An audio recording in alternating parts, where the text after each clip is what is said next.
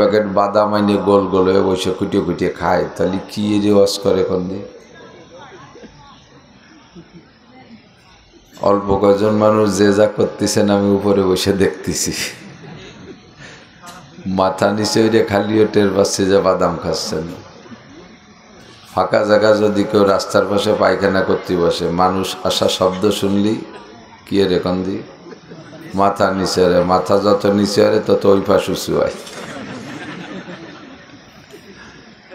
যে পাশে লজ্জা বেশি সেই পাশে উঁচু হইরে দেয়, আর মুখ রে নিচে। তো মাথা নিচে হলে তো আর এক পাশে উঁচু হয়, দেখা যায় সব কিছু। আল্লাহু আকবার। তো এই ক্যামেরা, মোবাইল, এই মাইক টাইক এগুলো কিন্তু জিবরিল আলাইহিস সালাম, মিকাইল আলাইহিস সালাম বানাই দিয়ে যায়নি, আল্লাহ নিজেও বানাই দেয়নি। আমাদেরকে যে জ্ঞান দিয়েছে সে জ্ঞান দিয়ে আমরা এগুলো আবিষ্কার করেছি, তৈরি করেছি, বানাইছি, ঠিক না? তো অসংখ্য আবিষ্কার করতে করতে মানুষ এক পর্যায়ে নিজেরাই এস্টাবলিশড, স্বয়ং সম্পূর্ণতায় পৌঁছেছে। এর কারণে আল্লাহ বলতে কেউ আছে এইটা এক শ্রেণীর মানুষের স্বীকার করে না, মানতে চায় না। এরা কাফের, এরা নাস্তিক। তো আল্লাহ পাক বলেন, তোমরা দুনিয়ায় যত জ্ঞান বিজ্ঞানের অধিকারী হও না কেন, যত কিছু আবিষ্কার করো, তোমার ইলম আর আমার ইলমের পার্থক্য করার জন্য তুলনা করাও অসামঞ্জস্য। এতটুক জেনে নাও, ওমা উতীতুম মিনাল ইলমি ইল্লা কালিল, তোমাদেরকে সামান্য জ্ঞান দেওয়া হয়েছে, একেবারে সামান্য। উদাহরণ দিতে গিয়ে একটু গল্প বলা লাগে। হযরত নবী মুসা আলাইহিস সালাতু ওয়াস সালাম তাওরাতের হাফেজ। মুসা নবীর নাম শুনছেন না আপনারা? শ্রেষ্ঠ চারজন রসুলের একজন মুসা আলাইহিস সালাতু ওয়াস সালাম দীর্ঘ 40 বছর যাবৎ সরাসরি আল্লাহর সাথে ওয়ে মিডিয়া জিব্রাইলের মারফত ছাড়া সরাসরি গল্প করেছেন আল্লাহর সাথে। তুর পাহাড়ে বসে আল্লাহর সাথে মুসা আলাইহিস সালাম কথা বলতেন, মুসার সাথে আল্লাহ কথা বলতেন, মাঝে জিব্রাইলকে ব্যবহার করতেন না, আর এই মোবাইলের মাধ্যমে না, সরাসরি কথা বলতেন। আর মুসা আলাইহিস সালামকে আল্লাহ যে কিতাবটা দিয়েছিলেন, কিতাবটা হলো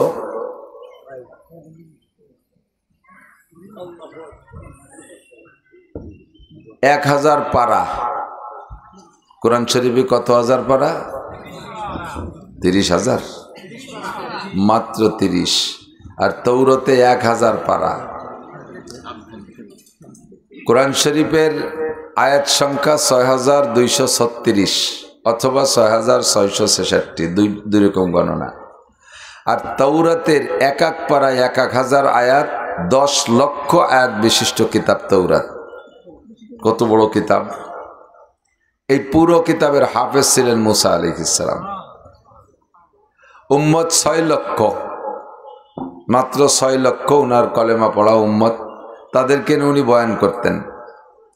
তো একদিন বয়ানের জমজমাটে যখন বয়ান করতেন, তখন একের পর এক আয়াত আসে আর তর্জমা বলে, আয়াত বলে আর তর্জমা বলে। শ্রোতারা এমনভাবে মুগ্ধ হয়ে গেছে, একজন লাফ দিয়ে উঠে বলতেই বাধ্য, ইয়া মুসা মান হুয়া আ'লামু ফিদ দুনিয়া মা সাওয়াল্লাহ, হে আল্লাহর নবী মুসা, আল্লাহর দুনিয়ায় সবচেয়ে বড় আলেম কে? আপনার চেয়ে বড় আলেম কি দুনিয়ার আছে? মুসা আলাইহিস সালাতু ওয়াস সালাম উনি ওই জজবায় জজবায় বলে ফেলাইছে, আনা আ'লামু ফিদ দুনিয়া মা সাওয়াল্লাহ, আল্লাহ বাদে দুনিয়ায় আর যারা আছে না কেন তার ভিতরে সবচেয়ে বড় আলেম আমি। বাস্তবেই সবচেয়ে বড় আলেম তিনি তৎকালীন, কিন্তু ওনার এই বাচন ভঙ্গিটা আল্লাহ পাকের পছন্দ হয় নাই। নবী বলেন, রসুল বলেন, পীর বলেন, পয়গম্বর বলেন, সবই তো আল্লাহর মখলুক। আর যত বড় পীর পয়গম্বরই হোক না কেন, তার যে কোনো ত্রুটির উপরে আল্লাহ পাক রব্বুল আলামিন লুকমা দেওয়ার অধিকার রাখে, ঠিক না? হুজুর আলাইহিস সালাতু ওয়াস সালামের কাছে সাথে এসে গেলে একটু বলে যাই, হুজুর আলাইহিস সালাতু ওয়াস সালামের কাছে একবার মক্কার কাফেররা ইহুদিদের প্ররোচনায় 3টে প্রশ্ন পাঠাইছে। মোহাম্মদ বলো তো রূহ কি জিনিস, মোহাম্মদ বলো তো আসহাবে কাহাফ কারা, মোহাম্মদ বলো তো ইস্কান্দার জুলকারনাইন কে। 3টে প্রশ্ন। হুজুর সে সময় পর্যন্ত জানে নাই 3টে। তো প্রশ্ন করলে হুজুর জবাব দিয়েছেন। হুজুর বললেন আগামীকাল বলবো। কবে? আগামীকাল। তো আগামীকাল যখন আসছে ওরা এসে বলে বলো মোহাম্মদ, হুজুরের বিশ্বাস যে আগামীকালকের মধ্যে জিব্রাইল যেভাবে ঘন ঘন সকাল বিকেল আসে এর মধ্যে তো 2-1 আসা হয়েই যাবে, আর আমি অন্ত শুনি কব। কিন্তু হুজুর সেদিকে খেয়াল না করে বলে ফেলাইছেন আগামীকাল বলবো। আগামীকাল এসে বলে বলো মোহাম্মদ, হুজুর আবারও বললেন আগামীকাল বলবো। এই আগামীকাল করতে করতে 1 মাস ওহী বন্ধ। নবী আলাইহিস সালাতু ওয়াস সালামকে শিক্ষা দেওয়ার জন্য আল্লাহ পাক রব্বুল আলামিন এই সিদ্ধান্ত নিয়েছেন। কাফেররা জিজ্ঞেস করেছেন যে বিষয়টা, এই বিষয়টা আল্লাহ তাআলা লৌহে মাহফুজে কোরআনে কারিমের ভিতরে লক্ষ লক্ষ বছর আগে লিখে রাখছে। আর সেই প্রশ্নটা আজকে কাফেররা করলো। সূরাটা নাজিল করে দিলে হুজুর কাফেরদের জবাব দিতে পারে, হুজুরের সম্মান ঠিক থাকে। কিন্তু তা না কইরা হুজুর যখন বলছেন আগামীকাল বলবো, আল্লাহ পাক রব্বুল আলামিন বিষয়টাকে স্মরণীয় করে রাখার জন্য 1 মাস পর্যন্ত ওহী বন্ধ করে রাখছে। জিব্রাইল আসে না। ওরা ডেলি এসে কয় কই মোহাম্মদ কও না তো। যখন হুজুর আর বলতে পারে না, চতুর্দিকে অপপ্রচার শুরু হয়ে গেছে। এই তো ভুয়ো নবী, মোহাম্মদের আল্লাহ মোহাম্মদের বাদ দিয়েছে, এতদিন কিছু শিখে টিকে দিয়েছে, এখন সব বাদশাহ দিয়েছে, মোহাম্মদের নবুয়তি শেষ। এই পুলাপান, এই বুঝিস নি যে এখানে কথা কওয়া যায় না? হ্যাঁ, আর তুই বসে বসে বাদাম খাচ্ছিস চেয়ারে, নিচে ছিলি নিচে, উপরে উঠছিস বাদাম খাতে। আল্লাহু আকবার। এবার 1 মাস পরে হুজুরের চেহারা লাল হয়ে গেছে, গলা ফুলে গেছে, খুব দুশ্চিন্তায়। চতুর্দিকে আর অপপ্রচারকের তোর অভাব নাই, সাংবাদিক তো সবসময় সাংঘাতিক। সে জামানায় সাংবাদিক কোনো অত বেশি না, বিভিন্ন ফ্রন্টে যুদ্ধ চলতেছে আর সেখান থেকে মাল আসতেছে, কিন্তু মাল মাইপিয়া ঘরে রাখার মতো সময় পাচ্ছে না। এই করতে করতে ঈশা রক্ত হয়ে গেছে। ঈশার নামাজের পরে সাহাবাই কেরাম যে কয়জন ছিল তার ভিতরে হুজুরে এলান দিলেন, মাইয়া হারিসু মিনকুমুল মাল, তোমাদের মধ্যে কে আজকে এই রাত্রে একটু মালটা পাহারা দেবে? এই যে মাল স্তূপ করা রয়েছে গাদি দিয়ে, এটা পাহারা দেবা কেনা? ফাকামা আবু হুরায়রা দাঁড়াই গেছে। হুজুর বলে এই জিনিস বসো। আবার 3বার এলান দিয়েছেন যে কে পাহারা দিবা? আবার আবু হুরায়রা। কে পাহারা দিবা? আবার আবু হুরায়রা। যেহেতু অন্যান্য সাহাবারা উঠছেন কিন্তু একটু স্লো দিনভরে পরিশ্রম হয়ে গেছে, তো এই জন্য তারা একটু স্লো উঠছে। আবু হুরায়রা চট করে উঠে গেছে। তা আবু হুরায়রাকে হুজুর বলেন ঠিক আছে তুমি পাহারা দিবা, বুখারী শরীফের রেওয়ায়েত। তা আবু হুরায়রা পাহারা দেবেন কোনভাবে? আমাদের দেশীয় নাইট গার্ডের মতো না। আমাদের হাট বাজারের নাইট গার্ডরা পাহারা দেয় কীভাবে? 3 জন নাইট গার্ড আছে, রাস্তা বাজারের এক কোনায় যাইয়া সাবলার মধ্যে তাস খেলে, ওদের দিয়ে ঘর 2 চুরি হয়ে যায়। আছে না এরকম নাইট গার্ড আমাদের দেশে? অথচ মাসের শেষে 10,000 টাকা বেতন। কয়জন বসে গাঁজা বা খায় বেহুশ হয়ে পড়ে থাকে, ওদের দিয়ে দোকান চুরি হয়ে যায়। তা আবু হুরায়রা তো গাঁজা খাওয়া নাইট গার্ড না। উনি চিন্তা করলেন সারা রাত যেহেতু মাল সজাগ থেকে পাহারা দিতেই হবে, তাহলে এর মধ্যে অন্য কামাইও করে নিই। যায় নামাজেরটা পাশে বিছাইয়া নামাজ শুরু করে দিয়েছে। সাহাবাই কেরাম যা করে থাকে। নামাজ পড়তে ক্লান্ত হয়ে গেছে। এরপরে বসে বসে তেলাওয়াত করছেন। তেলাওয়াত করতে করতে ক্লান্ত হয়ে গেছে। এরপরে বসে বসে জিকির করতেছেন। ওই জিকির করার ফাঁকে ওনার একটু ঘুমের ভাব এসে গেছে, জিম আসছে। এর ভিতরে শোনে যে ওই মালের যে স্তূপ, গম খেজুর ইত্যাদিতে স্তূপ করা সব করে শব্দ, বস্তা বড় একটা শব্দই ওনার কানে আসতেছে। ওই শব্দ উনি সজাগ হয়ে গেছে।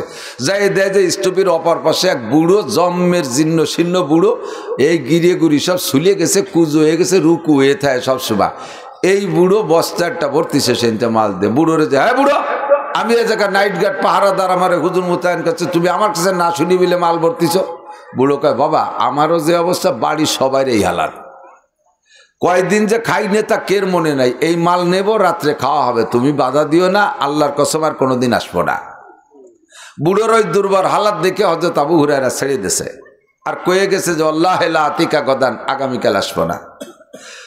এরপরে আবু হুরায়রা আমল শেষ করছেন, ফজর পর্যন্ত পাহারাদারি করছেন। ফজরের নামাজ পড়তে মসজিদে নববীতে গেলে সব সাহাবায়ে কিরাম উপস্থিত, হুজুর ডাক দিয়ে বললেন, তাহলে আবু হুরায়রা এদিকে আসো। ডেকে নিয়ে বলতেন, মা বালু সারাকাতিক, গত রাত্রে তোমার চোরের খবর কি? হুজুর তো সে সময় ঘুম, তো যেহেতু জিজ্ঞেস করছে চোরের খবর কি, আবু হুরায়রা বুঝে ফেলাইছে খবর দেনেওয়ালা হুজুরকে খবর দিয়ে দিছে। তো আবু হুরায়রা বলতেছে, হুজুর আমি ধরেই ফেলাইছিলাম চোর রে। তো চোর এমন ভাবে জীর্ণ শীর্ণ চোর, আমারও মায়া লাগছে আর কসম খাইছে যে কোনোদিন আসবে না, এই জন্য একবারের জন্য ছেড়ে দিছি।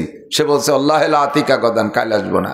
হুজুর বললেন সাই আতিকা গদান, আল্লাহ আতিকা গদান, যদি আগামীকালও দিনের বেলা মাল উঠে সাথে না পড়ার তুমি পাহারায় থাকো, দেখবা ওই চোর কাইলও আসবে। তা আবু হুরায়রা কয় যে সে চোর যেভাবে কসম খাইছিল তাতে মনে হলো যেন আসবে না, কিন্তু হুজুর কসম খাইলেন, হুজুরের সাথে কসম খাইলেন, এবার চোরের কসম তো টেকে না, হুজুরি কসমের সামনে একিন হয়ে গেল সে কাইলেও আসবে। পরের রাত্রে আবার ধরছে, তুই না কলি যে বুড়ো আর আসবি না?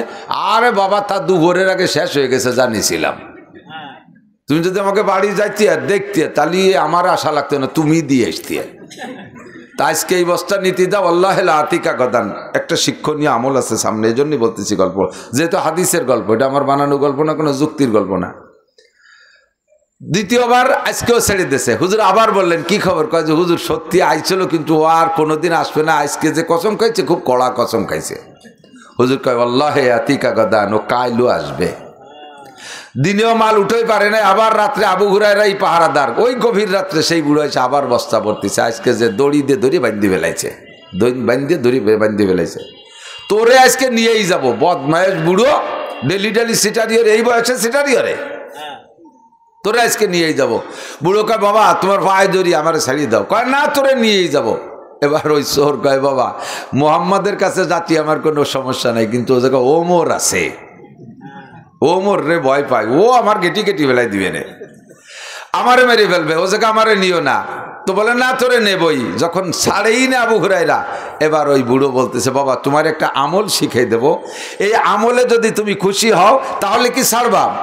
তাহলে হযরত আবু হুরায়রা এবং সাহাবায়ে কিরাম তো আমলের লোভী, উনি কে আল্লাহ কি কয়, সোরে আমল শিখিয়ে দেবে, এ কি? আল্লাহু আকবার। তো বলতে ঠিক আছে, কদিন এই পছন্দ হলি ছাড়বো। তা বলতেছে, তুমি এইভাবে রাত জাগে কয় রাত পাহারা দিবা? যদি এই মাল 1 বছর থাকে, ডেলি তো তুমি ঘুম কামাই করে পাহারা দিতে পারবা না।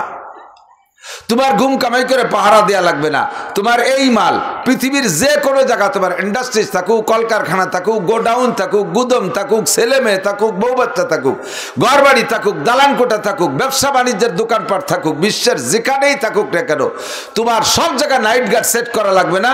তুমি রাতের বেলা ঈশার নামাজ পড়ে আরামসে বিছানায় ঘুমায় যাবা, শোয়ার আগে আয়াতুল কুরসি পড়ে শোবা। শোয়ার আগে যদি তুমি আয়াতুল কুরসি পড়ে শোও, আল্লাহ পাক রব্বুল আলামিন ফেরেশতার মাধ্যমে তোমার সব সম্পদকে পাহারাদারি করবে। সিস্টেমটা বলে দেই, আয়াতুল কুরসি পড়বা, আর তুমি যেই জায়গাটারে বন্ধ দিবা ওই জায়গার একটা শুরু হিসাব করো। যেমন তোমার বাড়ি ঢোকার একটা মেন গেট আছে, ওই মেন গেটের সাথে তুমি মেন গেটের এক সাইডে কপালে হাত লাগাও, আর মেন গেটের একটা সাইডে তুমি কল্পনা করো আয়াতুল কুরসি পড়তে থাকো।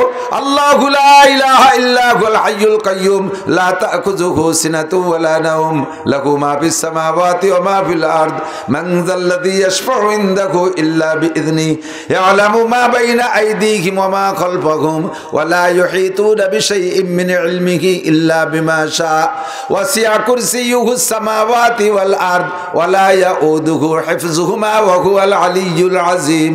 যেখান থেকে নিয়েছো ঘুরায় সেখান পর্যন্ত আনো, আর তোমার টোটাল সম্পদ ঘর বাড়ি সবকিছুকে তুমি এভাবে বন্ধের নিয়ত করো।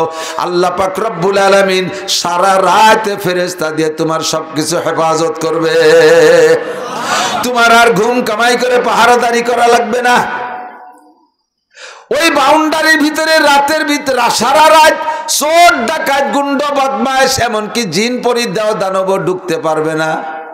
যদি বন্ধ দেওয়ার আগে কেউ ঢুকে থাকে, যদি বন্ধ দেওয়ার আগে, বন্ধ দেওয়ার পর তো কেউ ঢুকতে পারবে না, বন্ধ দেওয়ার আগে যদি কেউ ঢুকিয়ে বসে যায়, তাহলে বন্ধ দেওয়ার পরে ওই লোক